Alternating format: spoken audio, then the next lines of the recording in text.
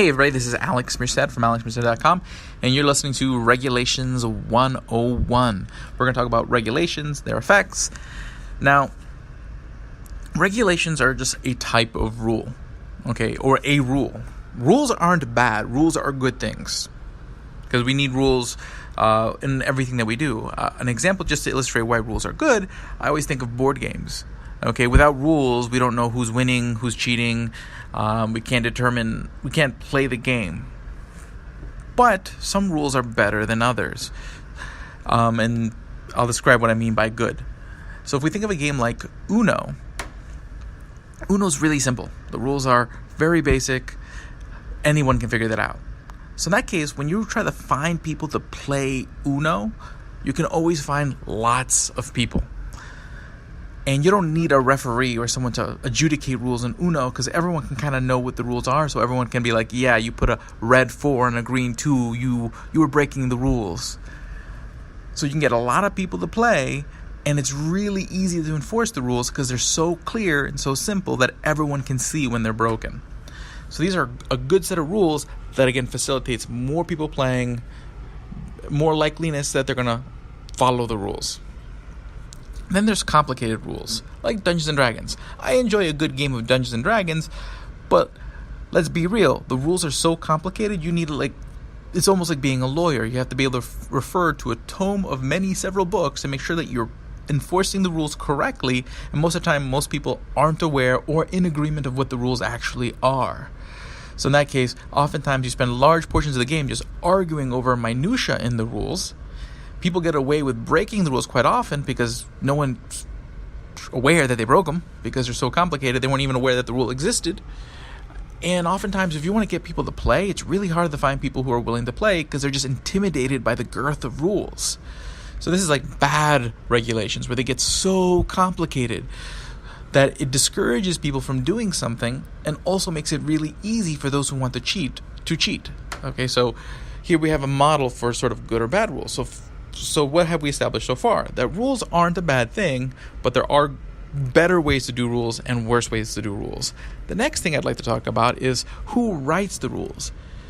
Because here's where we get into another discussion. So you could have, should it be decentralized, meaning rules are set up by lots of different institutions? So basically the rules of how I should behave in my favorite bar are determined by that bar.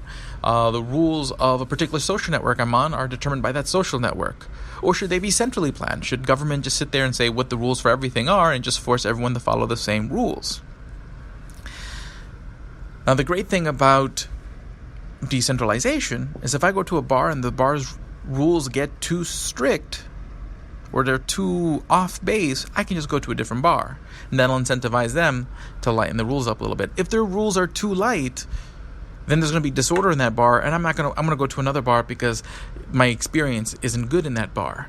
So they're going to have to make the rules a little bit stricter. So there's an instant feedback mechanism of choice that allows us to calibrate rules right away. And then plus, that bar doesn't have to go get 20, 30, 100 people on board who were elected in the 2-6-year span in order to make those changes. They can change those rules right away. So you have a nimbleness that occurs sort of in decentralized decision making. You have a quick response and measurability in decentralized rulemaking. And again, the bar doesn't just have to make rules on itself. Rules can come from different levels. That bar will have to buy insurance contracts in order to insure for liability and other things. And those insurance companies are going to want to make sure that bar is taking steps to reduce their risks. So they might put clauses and rules in their insurance contract that bar may have to follow, because it's in the interest of the insurance company. And those rules can be, and again, if the rules are too strict, they'll go to a different insurance company, but if they're too light, they'll have so many claims that they won't be able to stay in business. So there's all these feedback mechanisms and different people with different interests that help all kind of create rules on each other sort of spontaneously.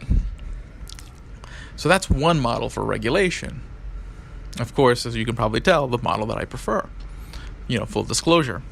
Then there's sort of the government centralized model where government just decides these are the rules that everyone's going to follow. But then what happens? These are created by a group of politicians. Once the rule's in place, if it's a good rule, Okay. But if it's a bad rule, you're going to have negative effects that are not necessarily going to be immediately apparent because people can't opt out. They have to follow them anyways. And if once you realize they are bad, which may take some time, it's going to take some time to change it because you have to get a bunch of politicians who are in different elections, on different schedules, that are responding to different political realities, all on the same page. So then you end up stuck with a bad rule and the negative effects of that bad rule for a prolonged period of time. And those negative effects can be a variety, not just it being overly complex that discourages people, not just overly or so complex that it cheats, but also there's the cost of dealing with the rule. So it's not just the cost of dealing with the rule directly, as far as, okay, well, now I got to have this equipment, but there's also a bunch of legal compliance costs. Because once you have these rules that are centrally managed, oftentimes there's a lot of paperwork and just making sure that you can prove that you're following the rule. So you got to hire lawyers, you got to hire staff to make sure that all the documentation is right. So not just is there a cost of following the rule, but there's a cost in making sure that you can prove that you're following the rule. And these are called compliance costs. So these costs compound with every rule, and it makes it harder for different businesses. So you get to a point where those costs of compliance get so high that someone who's just joining that industry, someone who's thinking, oh man, I'm going to go start a new bar. Well, now all the costs of complying with all regulations on bars are now so expensive that it's hard for me to compete, because my upfront costs are too high for me to be able to have a business model that can compete with those who existed way back before. So those who got grandfathered in, while they still have to follow the rules, their costs grew steadily, while my costs are huge and upfront as a new entrant in the market. And this is kind of how monopolies happen, because all these rules prevent oftentimes the newest firms, new people entering these different industries, from being able to get in, because all those costs become upfront at startup. So in that case, those companies that have survived, those legacy companies, end up accumulating a lot of political and economic power, because the regulations prevent competition, and that power can eventually over time get abused. So this is sort of the issue with sort of centralized regulation. It doesn't change quick enough. You don't have the same kind of response mechanism, and because of that, you end up with sort of these imbalances of power that accumulate over time, and that ends up causing even worse regulations, because they're going to use that economic and political power to make the rules more complicated in their favor. So hopefully this gave you a nice overview of sort of what regulations are, how to think about rules, the trade-offs. Because again, it's not that rules are bad. There's a benefit to a rule, there's a trade-off. There's trade-offs in everything.